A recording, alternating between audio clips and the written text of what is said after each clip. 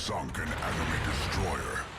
Hey team, this is Ripper. You guys are doing fantastic today. Got a fun video and topic of discussion for a lot of you guys have asked, how do you get research bureau points the quickest, the fastest way, like everybody does, right? Well, having searched the internet and Reddit and everything like that, the only way that for me personally, what I've seen is the fastest way to grind out the line is using the Harugumo line right here, if you can see that. So what do I mean by the Harugumo line? Because you probably have heard this before, that the fastest way to grind is, obviously, if you don't know what Research Bureau points are, and let's look at the end result first. And the Research Bureau points is basically another economy point currency system that Wargaming introduced to get you to play the game and spend more money. Well, guess what? It's very difficult to get, because why do I even need Research Bureau? Well, if you want these ships right here, basically, right? So in the World of Warships Armory section, Research Bureau section, ships, and of course you can get upgrades in Signal, but what do people normally want? People normally want ships, right? And look how expensive these things are. Back in the day, I remember, man, these points were like in the 30s and 40,000. Now we're in the 60,000, right? So now here are the ships that are available at the moment of the iteration of this game, as when I release this video. Siegfried, Illinois, definitely recommend. Vampire Doom, a must. A Druid, a must. That's you. Obviously, I will have a Druid game right after this to show you. Colbert is a glass cannon meme kind of ship. Hull, definite must. You got to have that if you're a destroyer player. Ohio, a definite must for battleship players. And then everything else, as you see it here. I think my next one will probably be Palomino. Okay, so let's get to the TLDR. How do I get these Research Bureau points? Well, this currency is up here in your section of currency systems, if you want to call it that. So how do I get it? Well, in order to get it, you go to your tech trees, and you have to at least have grinded out, I believe, 5. Let's see here. I'll even hit the details for you to read it. If you want to read this, you can pause the video, whatever, or you can look it on your own. But you basically have to research the tier 10 ship of that branch, and let's see, I believe you have to do a certain amount. After blah, blah, blah, blah, you will see, let me see if it says it anymore. I don't see it listed here, but I believe you do have to research at least 5 lines, correct me if I'm wrong. But it's not hard. Most people have already done that. So you have to at least have gotten maybe like 5, I believe. Again, they could have updated that and taken it all out. So guys, let me know, let other people know as well. But basically what happens is, once you get to these little symbols at the bottom here, it says reset. You notice that you go to the end of your line at tier 10 and it hits reset. I don't believe you have to deal with the whole super ship issue. You just got to research a tier 10 one, like you saw in the instructions. So what do is I go to the Japanese line, the IJN. The Japanese Imperial Fleet here is then I go to the Harugumo line. Now, the destroyer line is Shimakaze and Harugumo. So far, what I've seen is the Harugumo, based on the math of Reddit and everything online, based on currency and cost of today, is the cheapest thing to do is research reset the Harugumo line. So when you reset the Harugumo line, you click the reset. It brings you to right here, and then you essentially hit continue. It sells everything off the ships and everything and asks you, are you sure? And then you say yes, and here's the actual money that you're going to get from it right here. But right now, ×2, because I've already reset the line one time. If I reset it again, it's multiplied. Now, they stack on each other. So as I research a line, let's say I don't take the points, right? I just keep researching it. I grind out the ships again, reset it again, and grind out the ships again, reset it again. You can do it up to like literally as many times as you want, ×2, ×3, ×4, and so forth. I do that. I kind of stack these because there's no rush in getting the points, right? Once you do that, now how do I get the point? How do I reset or get these lines and reset them? Well, simply, you can just play the game. What I've seen, what I've done in the lately is I research to tier 8. And then tier 8 is a fun level for me to play. I'll go hit and just research the Akazuki using free XP, by the way. Free XP is just playing the game. You get it, and you can spend it on whatever you want in the game most of the time. But I usually take the free XP. I literally grind out the simple. I researched from the Haza, Chikuma, Yumakaze, Watkataze, Isakaze, then branches off here to the Gunboat. DD line for the Japanese fleet, and then Menakaze, Hachiru, Shiratsuyu. I'm sorry for pronouncing these names. You can read them. And then I grind to the Akazuki. Once you get to Akazuki, I stop. You can stop there, or you can continue using free XP. And again, you need a minimum of at least about a 700 to 750,000, somewhere around there. I believe the numbers are for inflation and everything for what they are right now. You can do that to grind out all the numbers to Harugumo. And that's what I think the price is on Reddit right now. I believe it costs like 700,000, something around there, to 750, and then that should be enough to grind you all the way through Harugumo and research all the stuff. And then you get Harugumo. And then you simply get the points just by playing the game with that ship and win a battle. So he says, win a battle of that type and earn that free XP associated with that ship. I normally don't do that. You notice they're still stacked here. I really just reset the line again and just keep resetting over and over and over again until I'm ready to use the points. And then I play each ship, which means you got to buy the ship, play it in co-op, which is right here. Play it in co-op, play it in perilous, whatever. Just win a battle in it. And best is co-op. Most likely you'll win a battle there. And then you take the points. That's the fastest way I've seen it. So the other one I talked about was I stop at Akazuki. So what does that mean? I stop at Akazuki, and then let's take Akazuki for a second here. So I'll pick Akazuki and get it ready for battle. Okay, now here's the thing though. If you want, because I have so many of the economy points available right here, it grinds the line faster. So for example, I see all these flags that I rarely use, this 800% one, even 1600%. This is what the game is researching that ship based off of. So what you do is you stack the highest flag multiplier in the game, and then you play the game in that ship, and the ship XP will be 800%. That 800% will then allow you to grind the line faster. See, this is the XP you want right here to get to the next ship. So the next ship would be the what? The Kitakaze, right? And there's a cost associated with that. So again, it only took me maybe like 4, 5, 6, 7 battles, whatever, to get the required XP to research that next ship. So that's the fastest way and the most cost-effective way, rather than using the full 700,000 free XP. If you want to save those free XP for the next grind, I just stop at Akazuki or even Kitakaze if you want, your call, and I stack the multiplier as much as I can. I mean, I have a bunch of these. I just used a bunch of those 2400% ones, and boom, like in literally several games, I'm already grinding out to the next line. Played a bunch of Kitakaze. Here, I'll go to Kitakaze. I'll again stack the highest multiplier in that bad boy right here. Go to like 1600% or 800%. Yeah, it's only 1600. My bad. Correction, 1600%. I think free XP is where you get 2400%. So I stack the highest bonus XP one. I don't care about the credits or free. You don't need to worry about those. Just do the this one right here, the XP bonus. And when you do that, I'm literally grinding out the line literally in several battles, and then I get to the Japanese, the Harugumo tier 10, and then I get that ship, buy it, play it, and then so forth, and then start over again. And again, what you do is, again, once you get to Harugumo, I literally just free XP again, and if I have enough, I hit reset, and boom, start all over, to repeat that whole step process again, and then you can just either continue stacking or, again, play those ships and take the free XP. So that's my play on how, or my technique on how to get free XP, to get free XP the quickest and the fastest, the best and most efficient and cost-effective manner. Again, just by playing the game, you save up your free XP if that's what you want. What other things can you get in the armory with the Research Bureau? It's basically upgrades. I hear this is what everybody wants, upgrades for their particular ship, unique upgrades, and they cost a lot. So 19,200 for each Research Bureau.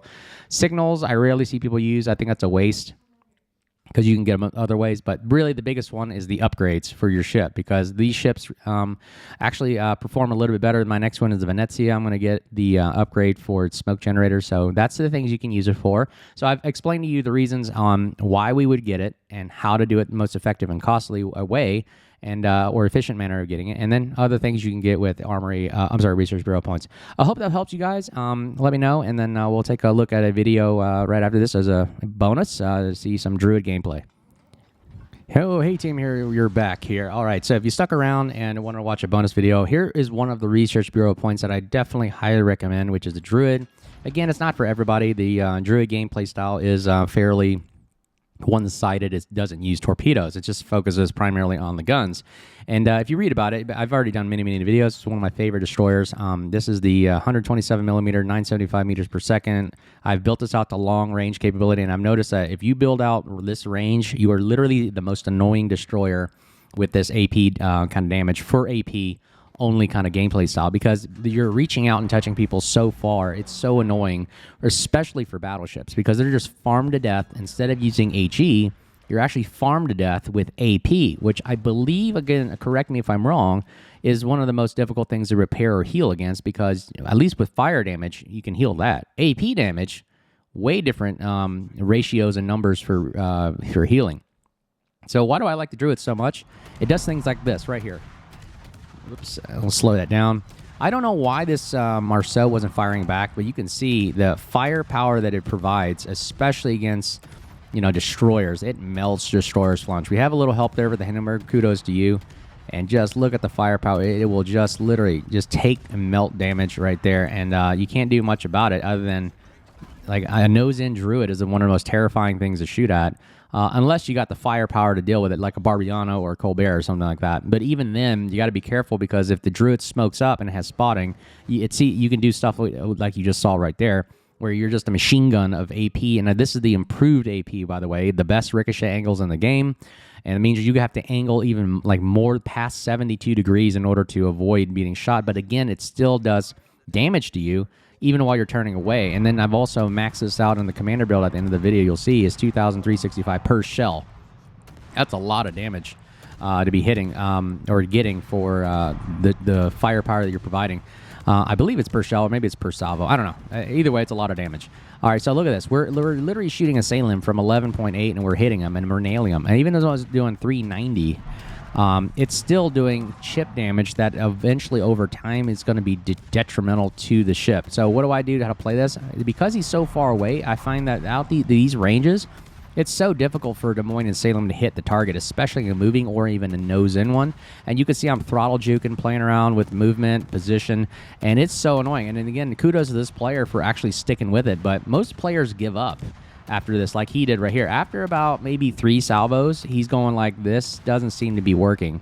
And he's going to give up, and he stopped firing. And I'm still firing, and I'm still taking damage, and I have support. So this is kind of the long-range Druid gameplay. I have other videos with close combat Druid gameplay, but this is more of the gun range build, which can be kind of boring, but it literally will wipe out an entire flank. Because, as you can see right here, what happened to the Charlie side with the Colbert capping, I literally can just draw all the fire. I can bully cruisers, battleships, and you literally just move people out of the way, and it's so annoying too. And from the opposite perspective, this Salem is probably having a bad day with this ship, this destroyer, because it's so dang annoying having AP going into your side and there's nothing you can do about it. You can try to angle, you can't, and you can run away, but you can't because you're spotted, and you're also getting shot at by another player that you want to deal with. But unfortunately, most people love shooting at either it's me because I'm a YouTuber, or second is I'm easy prey, easy target to shoot at. I don't know. People just love shooting at the little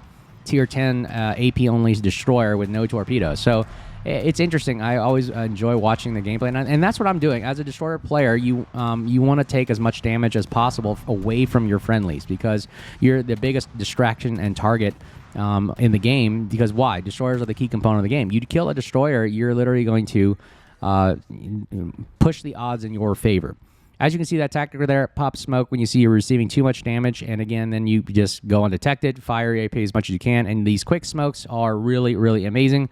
I have to do a video about the quick smoke generator destroyers, because it is one of the most powerful aspects in the game, because you can literally go do guerrilla warfare, where you go boom, shoot, do your damage, go undetected, continue to spam and farm, and then boom, move again, pop smoke, move again, move and shoot, move and shoot. And look at the Druid. It's got 30,000 HP for the build. So it's a heavy destroyer with heavy AP. Quick smokes on demand when you need it. And look, the smoke's already ready up again.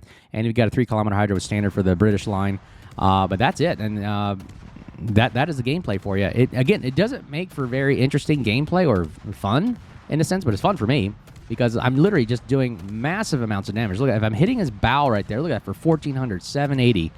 Again, eventually, he is going to wither down to the point where he just doesn't have enough heals. And this is a Salem, by the way, super heal Salem. And he can't even heal back or get back all this damage, because it's just it's AP, and it's devastating, and it's very, very difficult to deal with, and it's annoying. So right there, we've tanked 467 potential damage. You can look at the top right of your screen there. Again, great Research Bureau point. We're talking about the Tier 10 Druid here. And it is a great maneuverable ship, because it's an HMS Daring kind of style hull. And you're doing the things like you just walk all over a flank. Look, I'm in the enemy spawn, which is a no-no in World of Warships. But look, when you have a ship like this and you have people that support you, at least 1 to 2 other players supporting you, you can literally walk all over a flank with a Druid, because it's so devastating to broadsides. and it'll wipe out destroyers easily. It'll take on cruisers, especially broadside ones. And then you got the battleship dilemma where, you can't. The battleship is going to have a difficult time shooting at these ranges at a small destroyer nose in. So look at that. We're going to look at the Prince Van Orange, and he's broadside right here, firing at my Hindenburg, which is great. So he's being distracted. I'm going to then slow down, pop smoke. So what I do is I have to slow down to at least half speed. Oops, sorry here. I'm going to have to slow down to at least half speed, and then quarter speed, if you can see right here, is when my smoke will cover me and my movement. So I got to be at least a quarter speed, and he actually takes a blind shot at me right before I went undetected, and he actually hits me. And I get the kill right there. So that's splash one of many today. Then we're going to go broadside battleship. This is also the worst for the, battleship line because they got to deal with a broadside aspect of the Druid, which melts broadsides. I'd love it. So look, a 780 at a time, 715, 60 at a time. And somebody tried to airstrike me. That Prince Orange just tried to airstrike me from downtown. That's ridiculous right there. All right, look, we got now. It loves French battleships. So Bourgogne, you are next. You're going full broadside, but look at this. My smoke timer is about to run out, so I stop firing roughly around like at least the 5-second mark. Let the smoke dissipate. Look, my smoke is coming back in 20 seconds, so why not? Let me get in position one more time. Once the smoke generator gets down to about 5 seconds again, I'll then pop smoke and slow down. Remember, you got to give yourself time for the smoke to dissipate and cover your ship. If you pop smoke too early, remember, this thing only smokes up for 11 seconds and before it lasts about 40. So look, watch this. So I'll slow down. See, I'll get below 3/4, pop the smoke. See, it only takes 11 seconds, so you got to use those 11 seconds to be at least at quarter speed or lower so that when you don't just creep outside the smoke and go detected, okay? That's the technique there. And again, look at the broadside battleship there. We'll look at smaller, mini-map smaller for you. Always make your mini-map big for you to have situation awareness. For this situation, I make it smaller for you to see the hits. And you can see right there, he goes down. And now I pop the Cunningham consumable. If I get 2 kills up here, you see second kill, you get an extra consumable charge, an extra smoke, an extra heal, an extra hydro, which is great. That heal comes in handy when you're about to die, and that heal just literally brings you back to life. And now you have a little bit more wiggle room to play with right there. So very, very strong commander build for this. All right. So now we have, what is it, Bourgogne again. And we have a Sherman, a Tromp, and a Schlieflin. So we can wipe these guys out. So again, my quick smokes are ready to go again. And let's see where his guns are facing. I'm going to slow down real quick. He fired, so it's probably a good time to shoot now. He's got a long reload. And he's only got 4,900 health. So, yeah, I can take him. Let's see what happens. Yeah, 4,100 and he's burning. Let's take this gamble. There we go. We start firing. Like we go detected, pop smoke. Ooh, guns actually were turning towards us. So he thought about us for a second there. All right, so we go undetected. We conceal our movements, and we take splash 3 right there. All right, so now what do we go? We're going to go for the Schlief, and that's an easy target to get out. I cannot believe my team is actually dying here. We're down. They actually evened it up, the enemy, 4-3. 4 versus 3 now, but we're about to make this 4 versus 2 because we're going to take out the Schlieffen. Look at the long range here. His secondaries don't even work out to these ranges. That's why I do this kind of tactic right here, because it minimizes the amount of damage I receive from a secondary Schlieffen. So right here, bad aiming on my part. I was blind firing. He actually fires at me. And I think he gets a hit on me. Yep, he took it. We took a hit, but we're nose in, so it's really difficult to hit a nose in target here. Come on, 1,600 damage. His secondaries will melt us over time. So you got to do this really quick. And we can get one more shell, one more, baby. And there it is. Splash 4. 98,000 damage. And look at all the secondaries. Those secondaries would have melted us. That's why we got to get out of dodge. Save that damage con. Do not repair until all the secondaries are done. Otherwise, the permafire will stick. That is the one thing. All right, so let's see. Who do we need to kill now? Trump. All right, here's another technique and tactic. If you see the airstrike, once it originates where the map is, that's where he's coming from. So if it comes from like this direction, that means it came from somewhere on this island. So look at the airstrike. See, it's going that to the south to north. That means he's right there. Just backtrack where the airstrike's coming from. I learned that from a YouTuber. Just follow where those airstrikes are coming from, because they have to originate from the ship, and that's where you can find out, and it reveals their position. So something to think about there. All right, he's about to get massacred right here by us. Yeah, even angle targets. Look, we're taking damage right there. Actually, ricochet. Ooh, actually, it ricocheted. Wow. Usually I see if I hit at the edge of the superstructure area, it will normally will get some damage, but I could have had a crack in there had I aimed a little higher. Unfortunately, I hit the hull, therefore it ricochets at the hull, more than 72 degrees. All right, looks like we basically just capped the point and we win. So that was a close game there. We could have blown this game had we lost all our ships at the end, but you know what? We stayed alive. We did a great job. 98,000 damage. Look at that, 98,000 4 kills as a little teeny destroyer on a flank. And we started from the east flank. We worked our way all the way to the west. And look at that. Top 2 of the team right there. Good job on the Ohio. And let's see, what would we do? Like 1.3 million potential damage. That is ungodly annoying right there. Anything above a million, but 1.3 million, that's ridiculous. We spotted 4 ships. We had potential damage. Fire start on ships you spotted. Oh, I didn't even know that was a criteria. So I can spot ships and have fires caused on them by other people, and that is actually counting towards something. Wow, interesting. I didn't cap any points this time. Interesting enough, but we were just mowing them down. We traveled 77 kilometers in the game. So that is the power. Look at that, destroying these ships right here required, especially removing that Marceau right off the beginning of the game. That helped out our team a lot. Having a Marceau run the flank is deadly, but build will be at the end of the video. If you guys enjoyed it and got something out of it today, let us know. Like, subscribe, bell below. Appreciate all the supporters of the channel. If you see me out there, make sure you say hello. And until next time, you guys safe, and we'll talk to you soon. Take care. Cheers.